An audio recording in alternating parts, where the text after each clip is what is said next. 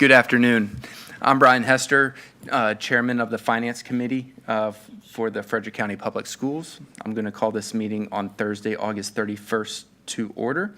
There is an agenda in front of us. How would the board like to proceed? Motion to approve the agenda, Mr. Chairman. And I will second that. All those in favor? Aye. Aye. With that said, Dr. Hummer, you want to get started?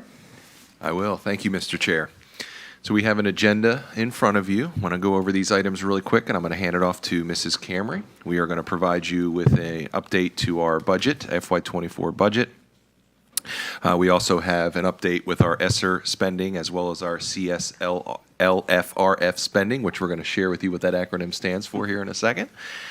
We also had a student activity audit. We want to share those results with you, as well as athletic reports as part of that audit. And then we also have year-end financial statements that will also carry over into our carryover funds in regards to what we're recommending of how we spend those carryover dollars. So with that, I'm going to hand it off to Mrs. Camry. Thank you, Dr. Hummer. At this point, we do have two recommendations coming out, so you'll see those up there of what we're moving forward to the full board as far as the obligated and unobligated, but we'll circle back with that certainly near the end of the PowerPoint. So I'm going to turn over to Mrs. Anderson, let her start us off. All right, so the first we're going to start off with is at your place is your copy of your FY24 budget document. So it's an abundance of information, not just financial information in both summary and detailed form, but it also includes informative information from our staffing, how our staffing has changed over recent years, as well as performance indicators, us comparing ourselves to other school divisions. So like I said, it's an abundance of information, and if you have any questions, certainly let us know. And we will be providing copies to the Board of Supervisors as well as County Administration.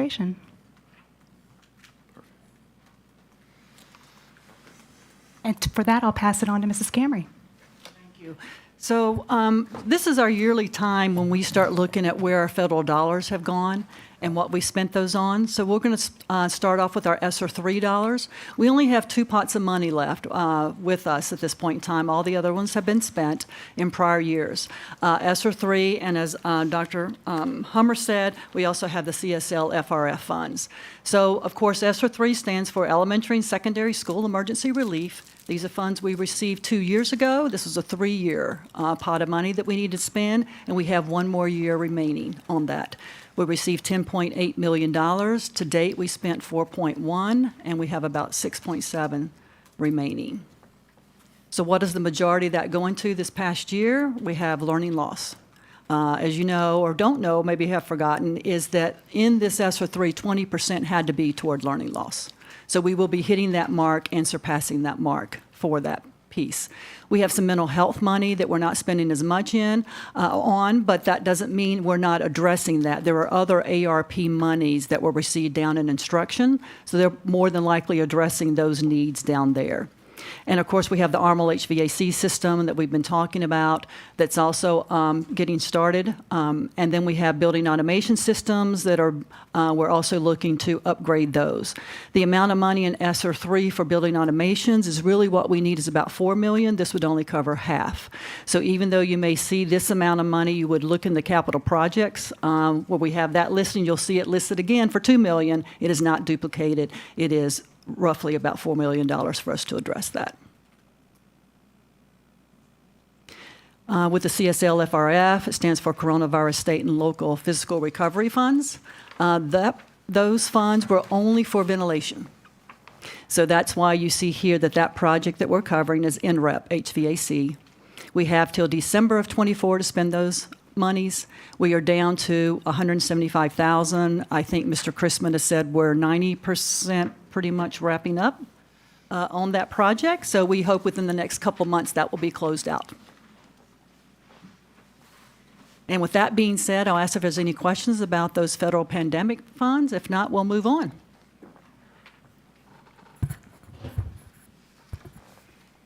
Okay. I'm going to cover the student activity fund audit.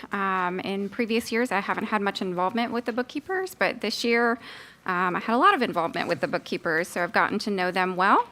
I want to take a moment to recognize all of our awesome bookkeepers for the amazing job that they do. The bookkeepers manage all of the incoming and outgoing funds for their locations. They do that along with many other tasks that they're asked to do while being at the school. We have 21 bookkeepers, one at each elementary school, middle school, and high school, as well as one at Dow J. Howard and NREP. Finance provides a help desk for the bookkeepers, so if they need help, they give us a call, typically to Sheila Heichman. So we want to thank Sheila for all that she does. She doesn't just do her regular accounts payable job duties, but she's there to support our bookkeepers when they call with questions. Sheila also fills in for bookkeepers if they're out for an extended period of time. You can see our list of bookkeepers there on your screen. Okay. The Student Activity Fund audit. Each year, the school locations welcome the auditors from Brown Edwards in for the Student Activity Fund audit. The bookkeepers work very hard to prepare for the audit and make sure that everything runs smoothly on the day of their audit. When the auditors are in the school location, they're looking for supporting documentation for transactions, appropriate signatures, and that the transactions adhere to the school board policy and the FCPS manual of accounting. So what can cause an audit finding? You can see on your screen, internal control findings occur when transactions tested by the auditor does not follow the school board policy or FCPS manual of accounting. This year, we had 2 division-wide comments. These are comments common to school divisions and are due to the number of staff at school locations.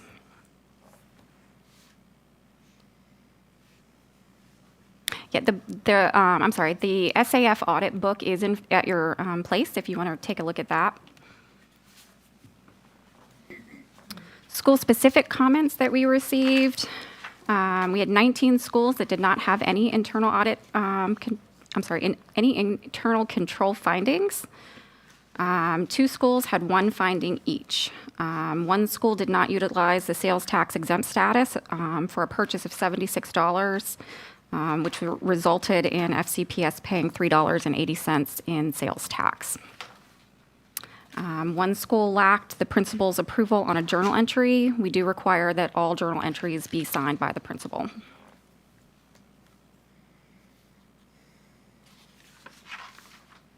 School activity funds primarily are collected from student fees, things like club dues, athletic gate receipts, fundraisers, and field trips.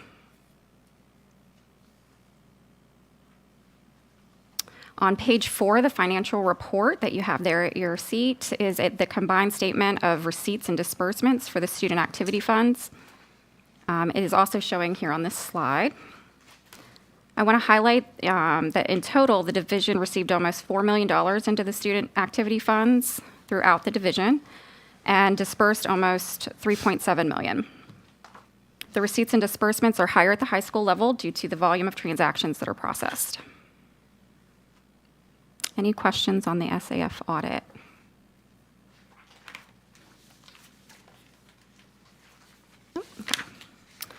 I just want to commend the bookkeepers. I mean, there's a lot that goes into taking care of that, and just having 2 minimal findings, is a pat on their back. So, thank you to all those bookkeepers that are out there.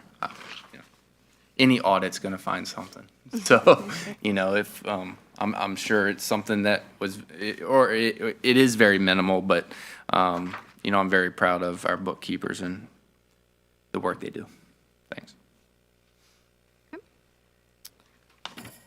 Okay, so next up, we're going to talk about the athletic financial report.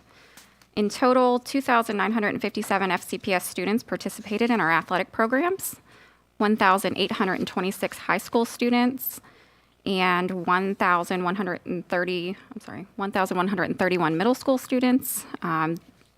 These numbers include both athletes and team managers. Total expenditures for high school and middle school, $2,330,511.54. Of that amount, just over $1 million was paid out of school board funds, and $976,880 came from student activity funds. These athletic reports are part of the student activity funds report that we discussed in the previous slides. The athletic reports are in the back of your packet.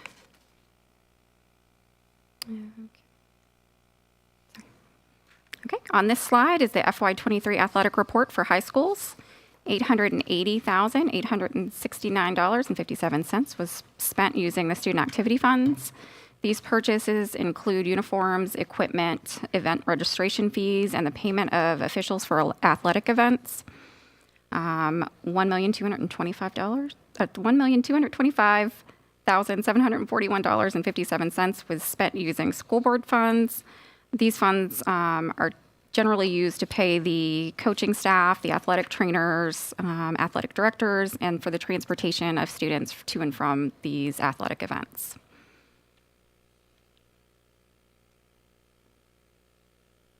My final slide is the FY23 athletic reports for middle schools.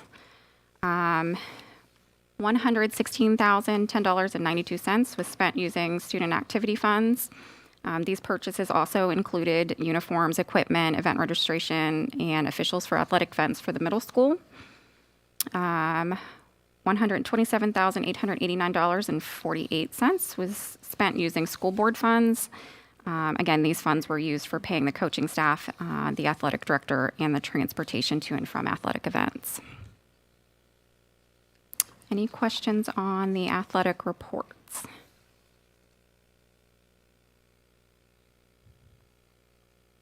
Any questions? Mr. Lake, do you have any? I'm good. Keep paying the officials. Great. Okay. With that, I'm going to turn it over to Christy Seibert. I'm going to start the fiscal year 23 financial statements. The slides are going to have a summary, and then you have the detailed report that's sitting in front of you, and the page numbers are on the slides that correspond with the funds. We're going to start with the NREP Operating and Textbook Fund. Frederick County Public Schools is the fiscal agent for the NREP program, which is a partnership with Frederick, Clark, and Winchester City Schools serving students with high-intensity special needs. We have about 200 students that receive services, with 69% being Frederick County Public School students. The main source of the funds come from us, the Frederick County Operating Fund, with the remaining coming from the other school divisions and the state. 85% of the funds are used for instruction, with the rest being used for operations, maintenance, and administration. The ending operating fund balance of $408,645 will be carried forward to the next year and will pay for outstanding purchasing commitments in the amount of $34,704, and the remaining will be credited to the participating localities. The NREP textbook fund balance of $5,485 will remain until new textbook adoptions are required. Next is the private purpose funds, which includes a private purpose endowment and a private purpose income fund that the school division maintains. The endowment fund includes contributions and management fees that has an ending balance of $238,326. The income fund includes restricted donations, interest, and restricted expenses, and is comprised of the following: the Armstrong Foundation Scholarship, the Della Stein Scholarship, Clyde and Alfreda M. Logan Scholarship, the Bright Futures Program, FCPS 101, preschool donations, and the Pilot Tech Grant. The ending balance of the income fund is $496,674. The private purpose fund balances are brought forward each year into the next fiscal year. The Consolidated Services Fund are the bus and vehicle services that are provided by Frederick County Public Schools and billed to users. The vehicle services are made up of repairs as well as parts and fuel that are sold to customers through the billings. As seen on the pie chart, 82% of the billings are billed to Frederick County, with the remaining to the other agencies. Frederick County Public Schools, not Frederick County. The ending balance of $1,046,368 includes inventory, which consists of both fuel and parts inventory. The Health Insurance Reserve Fund has premiums that are collected from Frederick County Public Schools and employees to pay for the claims. The premiums are based on a range of expected claims. The pie chart shows the percentages showing the sources of funds and how they are used. There are 1,920 employees plus their dependents that are covered by our plan. The expenditures were less than revenues by $2 million, leaving a fund balance of $9.5 million, which equates to 5 months of expected claims, which is the recommended amount. And now I'm turning it over to Kristen. Timing is everything. So this takes us to the School Capital Projects Fund. As you know, this fund is used to support capital purchases that are not included in our operating fund and are too small in scope to be considered in our construction fund. So we had a beginning balance plus revenue that we received primarily from the state. As well, we had just over $1 million, if you recall, that was brought into the Capital Projects Fund from our school operating fund prior year surplus funds. With those funds, we were able to address various capital projects as listed on page 11 in your financial statement report.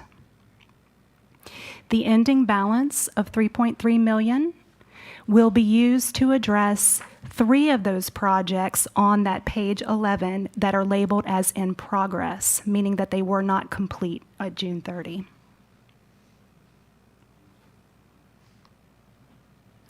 Moving on to the School Construction Fund. The revenue source for school construction projects is proceeds from the sale of bonds through Virginia Public School Authority. And here you can see in this table the list of 2 of our active projects, as you know, Indian Hollow and James Wood High School. So you can see the budget for those projects as well as expenses we've incurred through June 30. The LTD stands for life to date. So we look at this fund from a life to date perspective as opposed to an annual perspective, as well as the contractual obligations that we have on those projects. Also listed here, the last 2 items are simply here because they have a residual cash balance in the fund. And Robert E. Ayler was closed during FY23, and as you can see, that project came in under budget.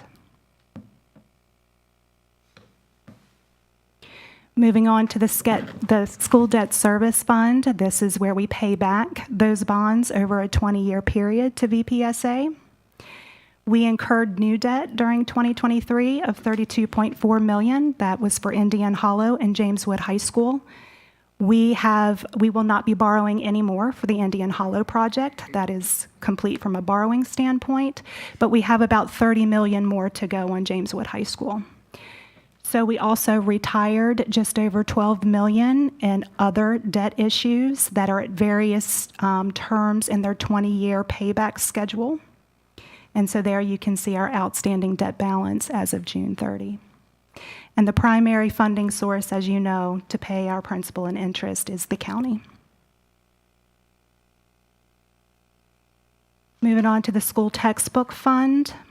The primary revenue source here is through the state standards of quality funding formula, as well as a local required match. And we adhere to that local required match through a transfer from the school operating fund into the textbook fund.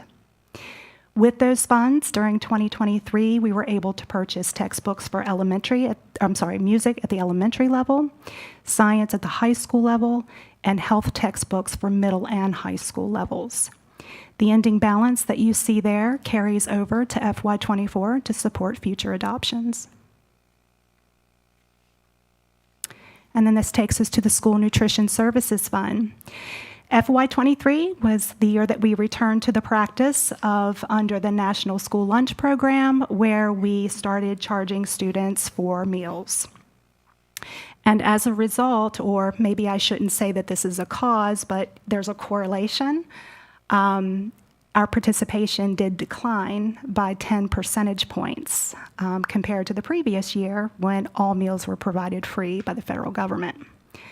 But despite our participation decline, the fund still ended the year with revenues in excess of expenditures, which contributed to the fund balance. You can see a fund balance of almost $4.8 million, which carries over to next year to support school nutrition operations and equipment. And lastly, that takes us to our largest fund for the day-to-day operations, the school operating fund. During 2023, we received $210.3 million, primarily from the state and county governments. And we used those funds, as you can see on this slide, by expenditure category. Most of it was dispersed to instruction. The second largest piece of the pie is support services that has a number of categories there. That includes pupil transportation, facility services, safety and security, providing attendance and health services for our students, as well as administration. So that leaves us with an operating fund surplus at the end of 2023 of just over $1 million. And that surplus is made up of two components.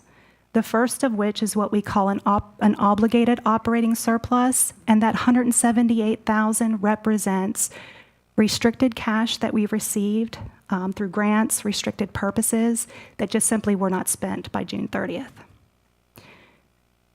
And then the unobligated operating surplus, which is about 0.4% of our operating budget, as you can see, is $877,282.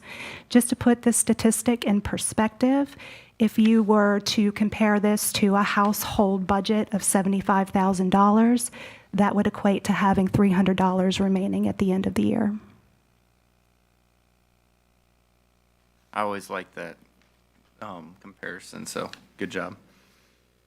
So here's some more details surrounding the obligated part of the surplus. Here's a listing of the grant funds that we received that just simply haven't been spent before June 30th.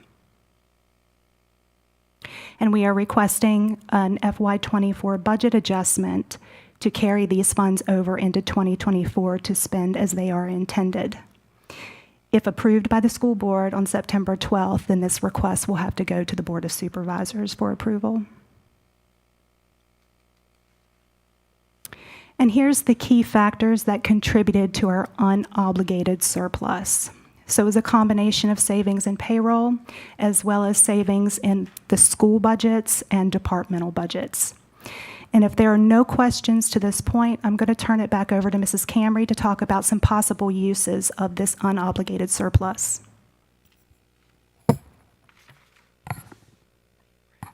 Thank you, Mrs. Anderson.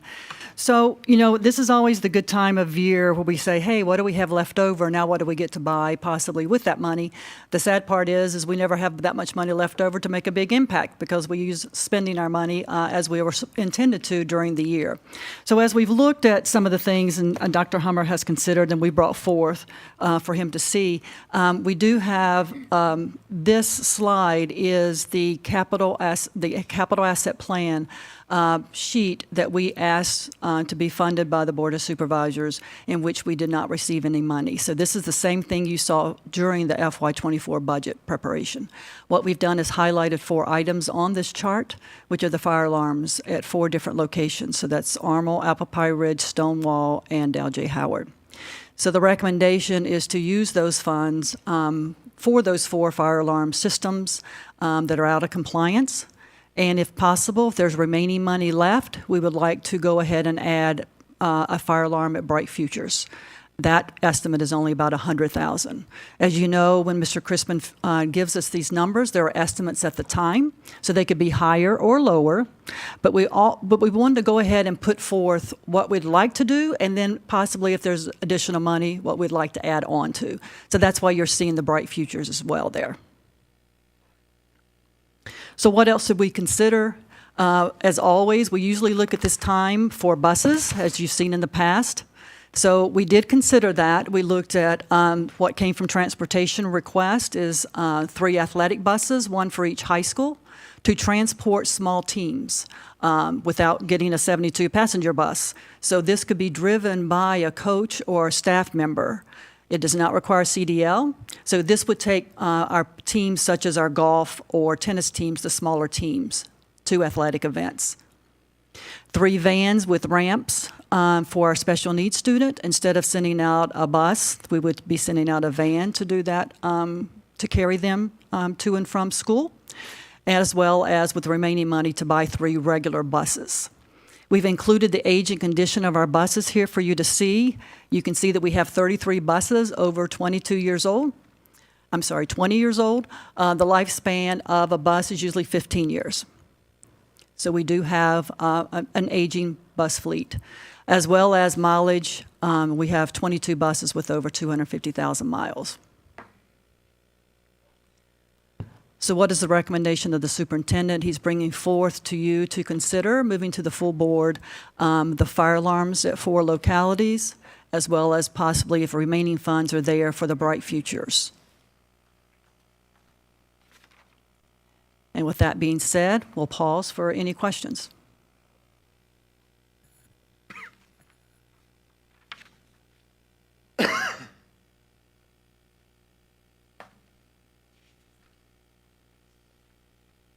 Just because Mrs. White came in, right, could we back up maybe 5 minutes and just go over what we're discussing at this moment? Sure, I'll ask the IT guys to rewind that for 5 minutes and play it for us. I would like Mrs. White to, just to be aware of what Sure. we're discussing right now. So Mrs. White, what I'm going to go back to is probably, I feel like this might be important. Do you guys agree, Yes. this slide?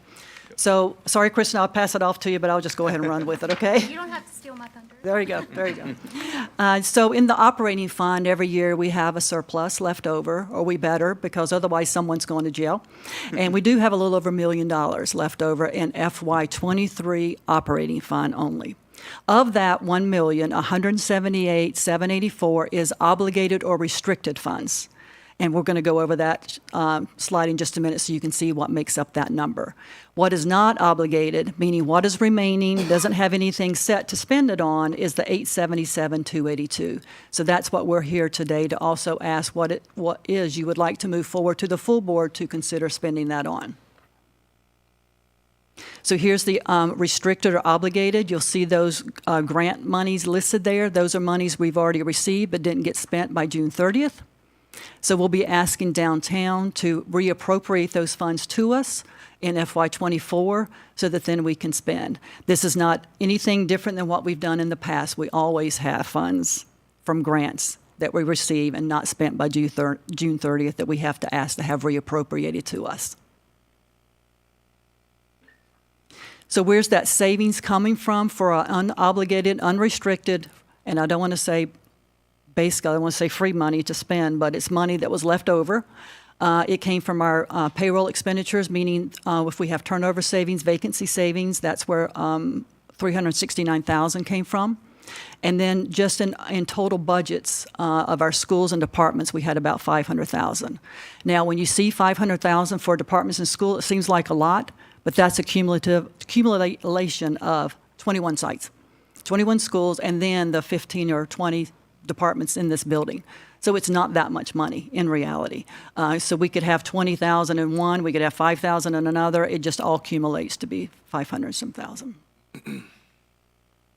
And I guess I should have told you too, Mrs. White, these page numbers refer to this document that's probably in front of you as well. So how do we want to spend those $877,000? This is the capital asset request from FY24 for this current year that we did not receive funding from the Board of Supervisors for, that totaled 8.5. So we're looking at that list. We saw 4 fire alarms that the superintendent was considering, those at Apple Pie Ridge, Armel, Stonewall, and Dow J. Howard. So those come in a price tag of about $200,000 apiece. As you know, these are estimates that Mr. Crispin gives us the best estimate at the time, because until we go out and start pricing, we don't know exactly what it's going to be. But we think that they'll come in around that. If they come in a little lower and we have a little bit of funding left over, we would like to recommend going to Bright Futures and put in a fire alarm there, because the cost of that one is about half, about $100,000. The other things we considered, which I think is when you came in, Mrs. White, is we did consider buses, because in the past we have always asked for buses with our year-end money. We thought about 3 athletic. Did you come in during this, or should I keep going? You can keep going. Are you sure? I'm okay if you cut me off. Okay. So we were looking at 3 athletic buses, 1 at each high school, to transport our smaller teams to athletic events such as tennis and golf. So we'd place 1 at each high school for that purpose. And certainly clubs or other people could use, other staff up there could use this for whatever is going on, events that are going on. This does not require a CDL license. So this means a coach or a teacher could drive that athletic bus. It's more like, I want to say it's called an athletic bus, but it's probably really more like a van. And then there's 3 vans that have come from requests from transportation for ramps that maybe we could pick up our special needs students, that instead of bringing out a larger bus, we would pick them up with the van itself. And then with any remaining money, we would buy regular size buses. If you look at the chart, you will see that we have, at the top there's 33 buses over 20 years old. A lifespan of a bus is 15. And certainly the section at the bottom, you can see we have 22 buses with over 250,000 miles.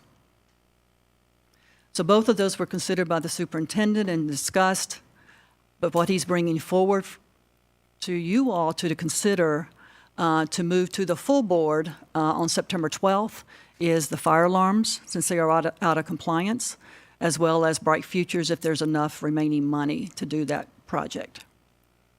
And with that, then I'll stop and see if there's any If I'm not questions. mistaken, the fire alarms are good for, you said 20 years? Or Was it 20? Yeah, 20 years. 20 years? Mr. Christman's back there as well. Yeah, about Give or 20 take. years. Mhm. But that would be taking care of a safety issue that we've got right now because we're out of compliance and, getting those updated is important. Do any board members have any questions, comments?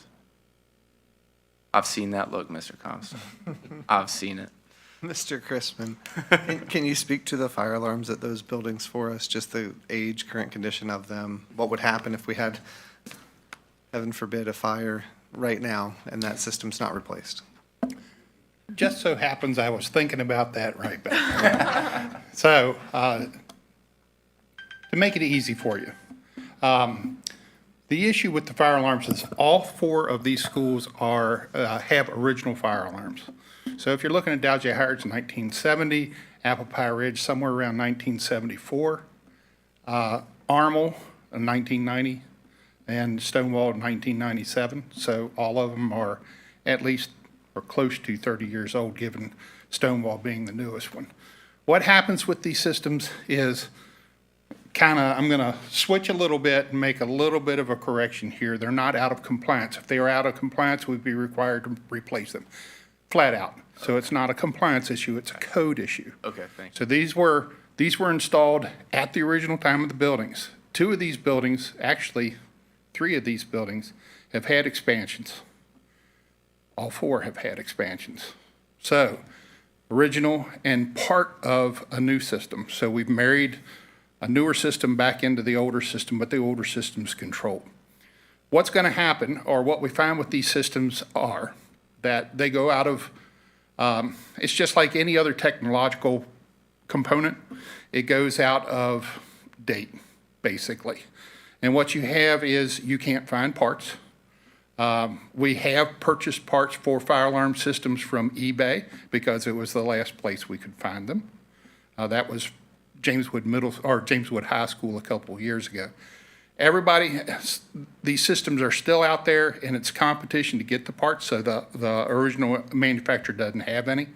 So we have to source them from different other areas, and usually we're competing against somebody else. Somebody might get rid of their system and put their components like smoke detectors and things like that on eBay, and we go and purchase them, but everybody's going on their check. So that's kind of where we're at with these. The other portion of it is who gets to work on it.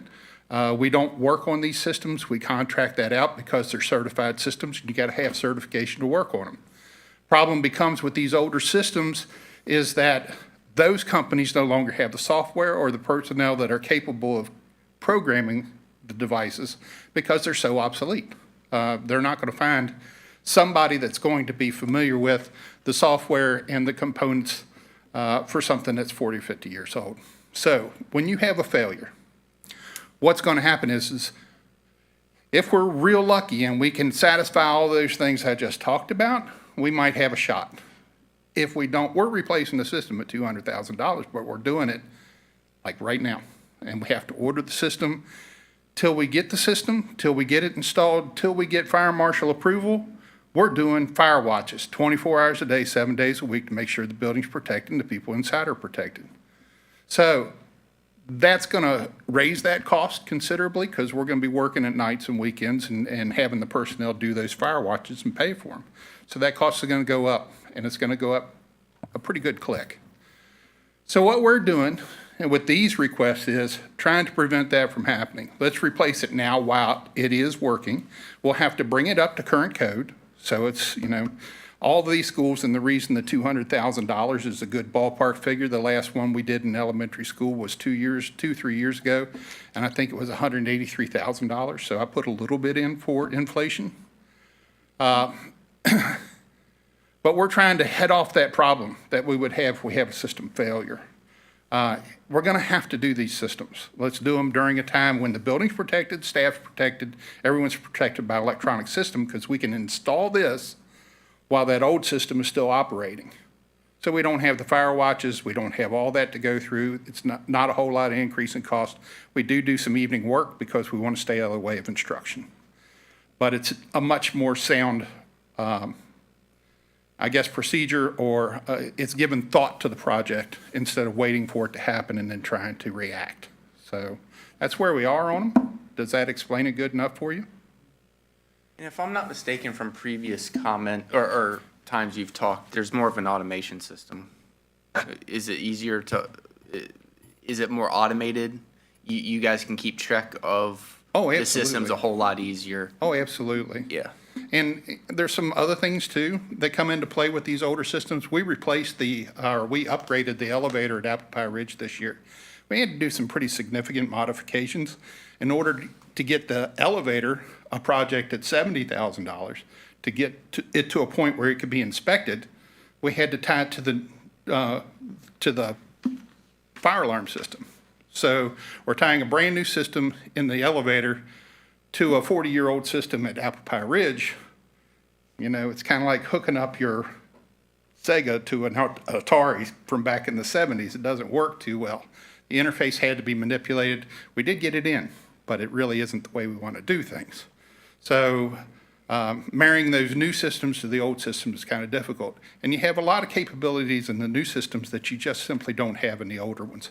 How it notifies the county that we have an issue and those types of things. So, it's a much better system. And it would be brought up to current code. A lot of these buildings have been altered and additions in them, but the spaces have been changed as well, which would indicate that we need to go in there and change the way the fire system's designed and programmed. I still like Sega though. I'm just putting that out there. Hey. But we need to update our system. Thank you for that, Mr. Crispin. So are these the last 4 buildings with that older? Oh, no, you'll see them for the next couple of years. They're in the cap.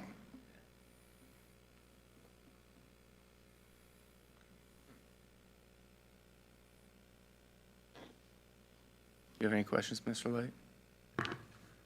Well, I think we need to get Public Safety Committee from the county government involved, Chief Myshak, county administrator.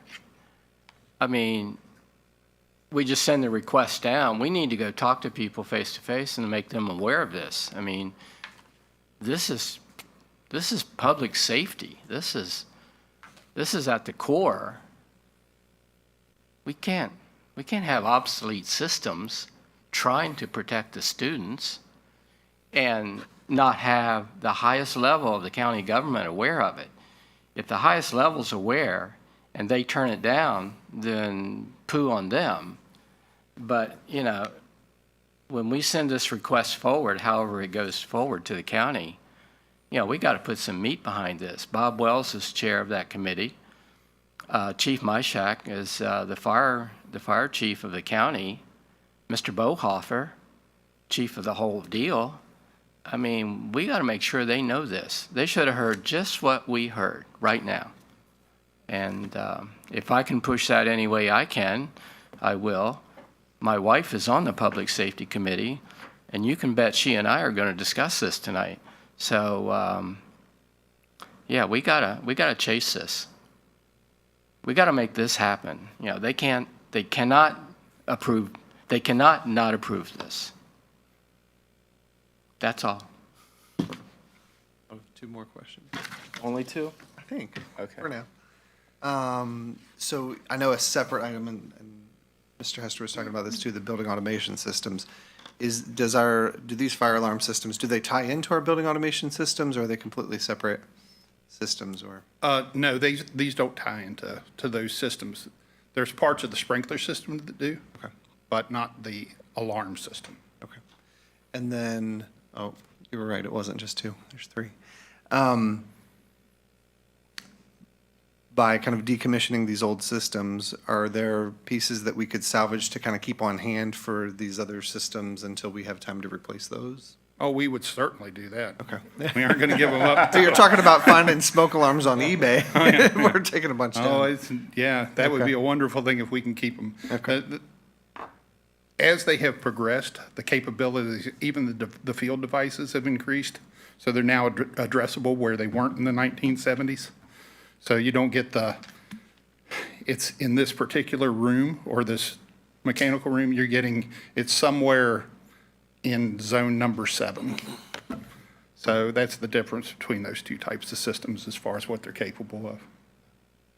And then for Bright Futures, is there any kind of fire alarm safety in that building right now? I know it's No, not a very big building, no. No, sir. How many staff do we have? Does anybody know that work there all the I time? think- Right? Three. Yeah. Three there? Three. I think the concern is that we do have students in that building from time to time. Absolutely. Yeah, Mr. Chair, if I may, there was a lot that was brought forward by Elise, and they actually just installed a Raptor system, fob system, and there's some other areas that we need to improve upon. This is one of them. And so that estimate there, that 100,000, that was really just an estimate for that one? I for Bright actually Futures? have a quote on that. Okay. It's I a much think smaller it's- building, so I was just, It is, I think it's somewhere around $58,000, but that's just an estimate at this point.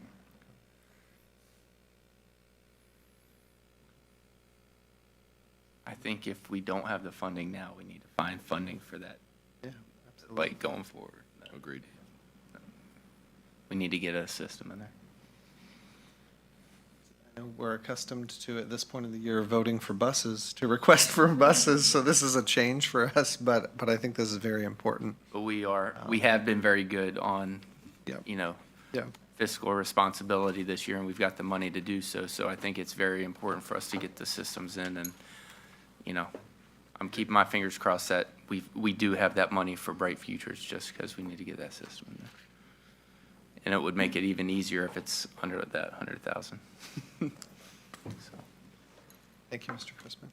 Yes, sir. do you have any questions, Ms. White? No. Okay. We good? Thank you very much. Hey, thank you, Mr. Crispin. Do you want to do the recap? Yes, yes. So we, as Mrs. Camry had mentioned, the majority of these items were for information only. But we do have two recommendations for this to go to the full board for approval. So the first one is a budget adjustment to the school operating fund for $178,783.90, which represents the following obligated funds received during FY 2023 and requested for carry forward into FY 2024.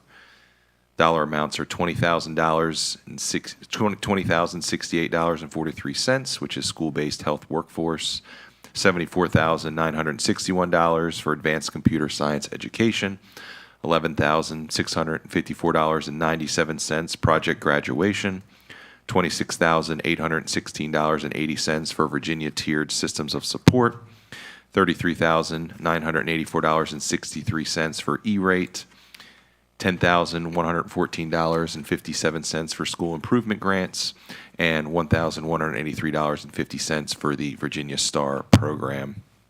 And then we also have another recommendation, which would be a budget adjustment to the capital project funds in the amount of $877,282, which represents the FY 2023 remaining unobligated funds from the school operating fund. And our recommendation is we spend that on the updates on the 4 fire alarm systems, as well as if we have leftover funds for Bright Futures as well. Okay. Before we get going, thank you very much for all of the hard work you folks have put into putting this presentation together. So with that said, how would the board like to proceed? Do I have to reread that whole motion? You do not. Yeah. Okay. You need me to read it? All right, Mr. Chairman. I move that we send forward to the full board a budget adjustment to the school operating fund for $178,783.90, which represents the following obligated funds received during FY 2023 and requested for carry forward into FY 2024. $20,068.43 to school-based health workforce, $74,961 advanced computer science education, $11,654.97 project graduation, $26,816.80 Virginia tiered systems of support, $33,984.63 E-rate, $10,114.57 school improvement grant, and $1,183.50 Virginia Star program. Yes, ma'am. Thank you, Mr. Comstock. Do we have a second? Second. Okay. With all those in favor? Aye. Okay. Mr. Chairman, I also move that we recommend a budget adjustment to the capital projects funds in the amount of $877,282, which represents the FY 2023 remaining unobligated funds from the school operating fund, specifically for the fire alarm replacements, as mentioned, and hopefully for Bright Futures as well. Second. Are you okay with that? Go forward one, Do you want to read the schools? please. Apple Pie Ridge, Armel, and Stonewall Elementary Schools, Dow J. Howard Center, and if there are enough remaining funds, also for Bright Futures. Second. Okay. All those in favor? Aye. Aye. Okay. Are there any other items? Do I have another motion? Move to adjourn. Second. All those in favor? Aye. Thank you, everybody.